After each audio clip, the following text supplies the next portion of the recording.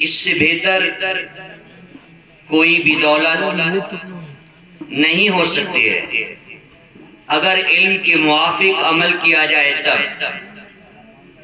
اور علم یہ اس پر اترایا جائے، تکبر کیا جائے تو تکبر اللہ کو پسند نہیں ہے، کبر کرنا اللہ کو پسند نہیں ہے. تو انسان علم حاصل کر کے بھی بے فیض ہوتا نظر آتا ہے، جیسے کہ اس کی مثال ابلیس کی، شیطان کی ہے.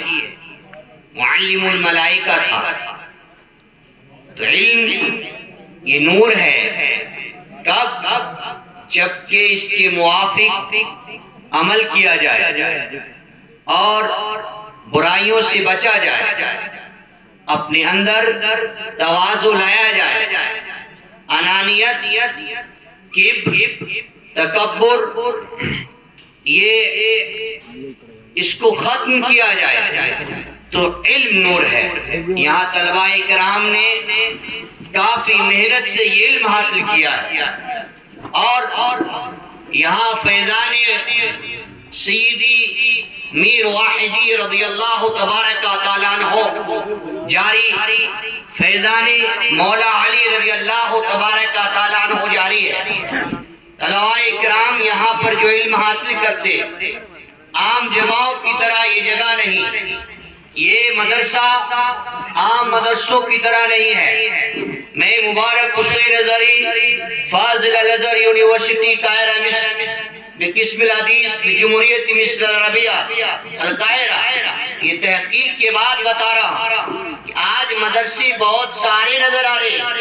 کوئی بھی عالم دین کو دیکھیے وہ اپنا مدرسہ الگ کھولنا شروع کر دیتے اور مدرسے زیادہ ہو رہے ہیں، جس کی وجہ سے علم جو صحیح معنوں میں علم کی نشر و اشاعت ہونی چاہیے وہ نشر و اشاعت نہیں ہو پا رہی، کیونکہ مدرسوں میں تعلیم جو بیسکلی اعتبار سے، جو بنیادی اعتبار سے، جو اصولی اعتبار سے ہونا چاہیے وہ تعلیم بہت کم نظر آ رہی ہے. لہذا مدارس کم ہوں لیکن تعلیم بہتر ہو، مدارس کم ہوں لوگ اس کے ساتھ جڑے اور ان کا ساتھ دیں.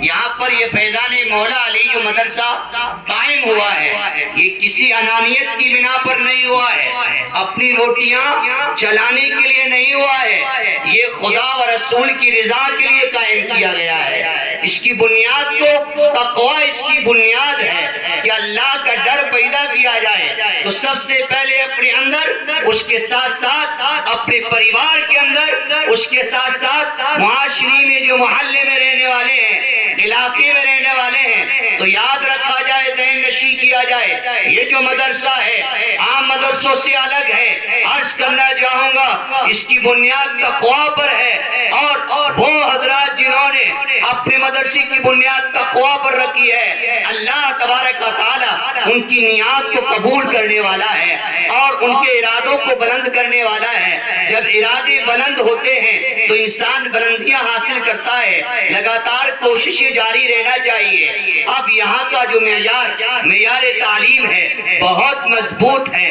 طلباء کرام کو میں نے یہاں پر دیکھا اور میں یہاں آیا، آنے کے بعد میں نے یہاں پر ایگزام بھی لیا.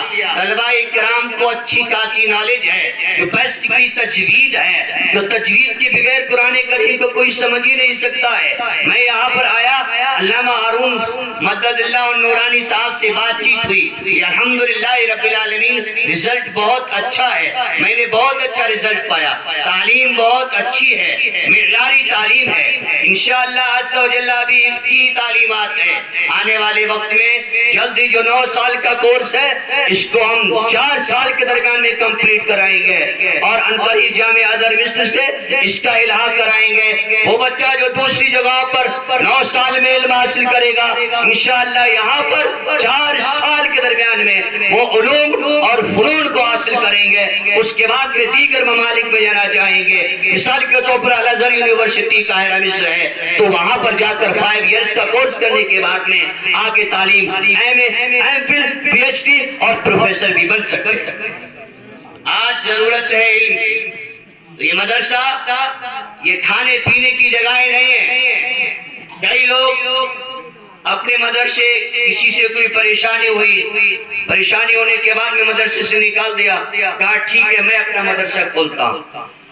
مدرسے بہت سارے کھولنے لگے، مدرسے زیادہ نہ کھولے کم کھولے، لیکن تعلیمی معیار جو ہو وہ ممتاز ہونا چاہیے.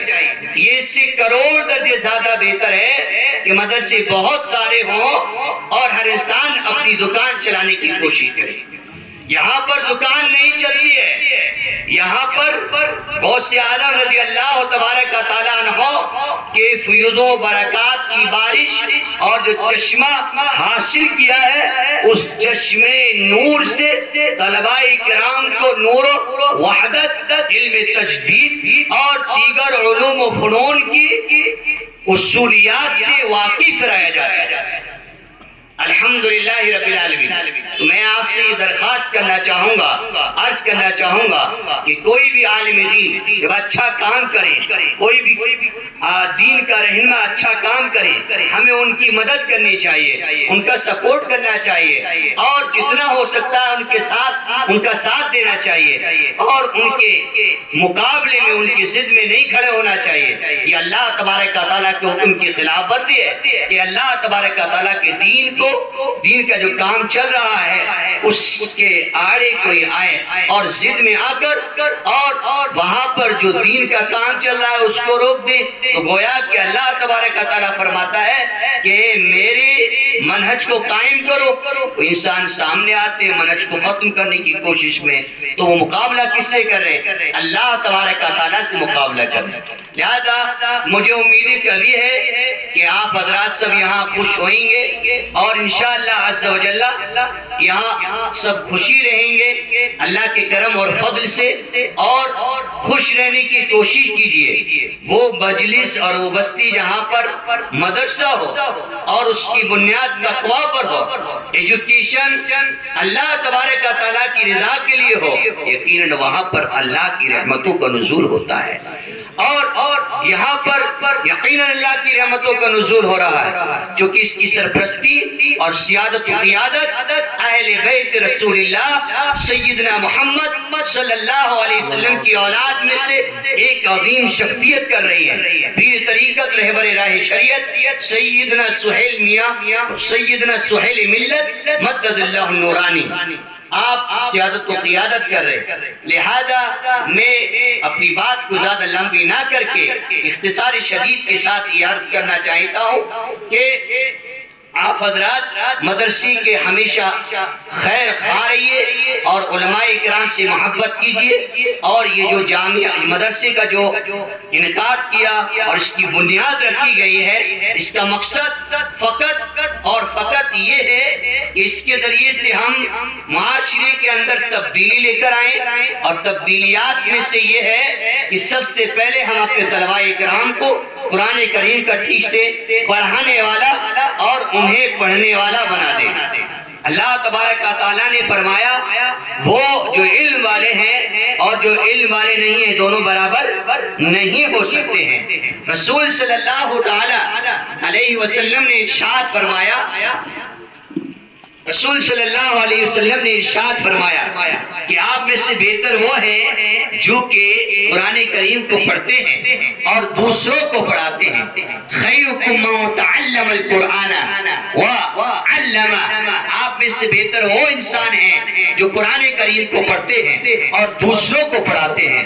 ایک دوسری روایت میں آتا ہے خیرکم من قرأ القرآن واقرأ، آپ میں بہترین وہ حضرات ہیں جو قرآن کریم کو پڑھتے ہیں اور دوسروں کو پڑھاتے ہیں.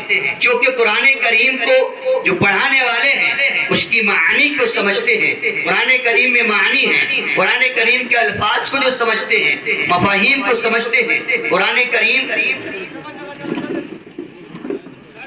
انہی کے درجے کو اللہ تبارک و تعالیٰ نے بلند کیا ہے جو کہ قرآن کریم کو ٹھیک سے پڑھنے والے ہیں اور دوسروں کو پڑھانے والے ہیں. بیکاز اس کا سبب کیا ہے؟ سبب یہ ہے کیونکہ قرآن کریم کے اندر اوامر ہے، قرآن کریم کے اندر نواہی ہیں، قرآن کریم کے اندر احکامات ہیں کہ قرآن کے اللہ کے احکام کیا ہیں، یہ سب قرآن کریم کے اندر موجود ہیں. تمام واقعات قرآن کریم کے اندر موجود ہیں، اوامر قرآن کریم کے اندر موجود ہیں، نواہی قرآن کریم کے اندر موجود ہیں. اللہ نے ارشاد فرمایا وہ جو کہ قرآن کریم کو جاننے والے ہیں، جو قرآن کریم کا علم جاننے والے ہیں، شریعہ لا جاننے والے ہیں، اسلامی کنسٹیٹیوشن جاننے والے ہیں، کنسٹیٹیوشن آف دا ہولی قرآن جاننے والے ہیں، وہ اور جو قرآن کریم کے احکام کو جاننے والے نہیں ہیں وہ برابر نہیں ہو سکتے ہیں. اللہ کے رسول صلی اللہ علیہ وسلم نے ارشاد فرمایا جو ماہر بالقرآن ہو جاتا ہے، قرآن کریم کو ٹھیک سے پڑھنے لگتا ہے تو اللہ تبارک و تعالی ہر لفظ کے عوض میں 10 نیکیاں عطا فرماتا ہے. جب اللہ اس کو مہارت عطا کر دیتا ہے تو اللہ تبارک و تعالی اس کو ماہرین میں شمار کر دیتا ہے. اللہ کے رسول صلی اللہ علیہ وسلم نے ارشاد فرمایا وہ انسان اور وہ قاری قرآن جو کہ قرآن کریم میں ماہر ہو گیا کل بروز قیامت یہ فرشتوں کی جماعت میں ہوگا. لوگ معلوم کریں گے یہ کون شخصیت ہے، بتایا جائے گا یہ قاری قرآن ہے. لہذا قاری قرآن کا مرتبہ بہت بلند و بالا ہے. اللہ کے رسول صلی اللہ علیہ وسلم ارشاد فرماتے ہیں قاری قرآن سے کہا جائے گا اے قاری قرآن قرآن کریم کی تلاوت کیجئے نا، آپ پڑھیے نا، رتل القرآن قرآن کریم کو پڑھیے اور تقی اور بلندیاں حاصل کرتے چلے جائیے. آپ کی منزل وہ ہے، آپ کا مرتبہ وہ ہے جہاں پر آپ رکے ہیں. یعنی انسان کو جو بلندیاں ملیں گی وہ قرآن کریم کی تلاوت سے ملیں گی، قرآن کریم کے احکام پر عمل کر کے ملیں گی. لہذا یہاں پر قرآن کریم کے احکام کو سکھایا جاتا ہے. میرے دوستوں، بزرگوں، پیارے بچوں، اپنے بچوں کو، اپنے طلباء کرام کو، اپنی طالبات کو، اپنے بچیوں کو اور اپنی بیٹیوں کو قرآن کریم کی تعلیمات، بیسکلی تعلیمات آپ دلائیے. یہاں پر بیسکلی تعلیمات بہت ہی عمدہ ترین ہے. جب بیسک سیکھ جائیں گے اس کے بعد میں اعلیٰ تعلیم انشاءاللہ عز و جل پھر اور بھی سیکھنے لگیں گے. اللہ تبارک و تعالیٰ کی بارگاہ میں دعا ہے صحیح معنوں میں ہم سب کو دین کی خدمت کرنے کی توفیق رفیق عطا فرمائے اور مدرسہ اس مدرسے کو اپنے کرم سے فضل سے دن دونا رات چوگنی ترقیاں بلندیاں عطا فرمائے. جن حضرات نے کوششیں کی اور محنتیں کی اس میں حصہ لیا اللہ تبارک و تعالیٰ اپنے کرم سے فضل سے سب کو اپنی بارگاہ میں شرف قبولیت عطا فرمائے. طلباء اکرام جو حفاظ اکرام ہیں میں آپ سے یہ درخواست کرنا چاہوں گا عزیز طلباء اکرام آپ خوش ہو جائیے. اس طور پر اللہ نے آپ کو قرآن کریم کی حفاظت کے لیے چن لیا ہے. اللہ نے آپ کو حافظ قرآن بنایا ہے، یہ کسی اور نے نہ بنایا بلکہ حقیقت میں اللہ نے آپ کو حافظ قرآن بنایا ہے. اللہ ارشاد فرماتا ہے الرحمن علم القرآن، رحمان اس نے قرآن کریم کو سکھایا. یعنی بہت حضرات کوشش کرتے ہیں میں قرآن کریم کو سیکھوں گا، میں قرآن کریم کو سیکھوں گا، لیکن حقیقت میں قرآن کریم کو سمجھنا، اس کے احکام کو سمجھنا، اس کے اوامر کو سمجھنا، اس کے نواہی کو سمجھنا، اس کے احکامات کو سمجھنا یہ بس کی بات ہر انسان کی نہیں ہے بلکہ یہ اس کی ذمہ داری بنتی ہے. یہ اس کا مرتبہ، یہ اس کو مرتبہ حاصل ہوتا ہے جس کے لیے اللہ چاہتا ہے. اللہ فرماتا ہے الرحمن علم القرآن، رحمان تو وہ ہے جس نے کہ قرآن کریم کو سکھایا ہے. علمہ خلق الانسان، رحمان وہ ہے جس نے کہ انسان کو پیدا کیا. علمہ البیان، اور اس کو بیان سکھایا ہے یعنی قرآن کریم کو سکھایا ہے، بولنا سکھایا ہے. میں طلباء کرام سے درخواست کرنا چاہوں گا آپ نے حفظ قرآن کو مکمل کر لیا ہے، اب تجوید قرآن کریم کی تعلیم کو یہاں پر اور بھی حاصل کیجئے اور اس کے علاوہ آپ مولویت کی کلاسز کو یہاں پر انشاءاللہ حاصل کیجئے. اس کے بعد میں آپ بڑے مقامات پر جیسے جامعہ ازہر وغیرہ ہے وہاں پر آپ پہنچیے، علم دین کو حاصل کرتے رہیے. یہ نہ سوچئے حافظ قرآن ہو گیا اب بہت کچھ ہے، اب ایک بڑا انسان بن گیا ہوں، نہیں بلکہ حقیقت تو یہ ہے کہ آپ کی ترقیوں کی یہاں سے بلڈنگ ہے. حقیقت تو یہ ہے آپ کی ترقیوں کی یہاں سے سٹارٹنگ ہوتی ہے. حافظ قرآن اللہ نے بنایا ہے تو اس کی وجہ سے اللہ نے ذہن کو ممتاز بنا دیا ہے. اب کسی بھی فیلڈ میں جائیں گے جلد سے آپ کو سبق یاد ہو جائے گا.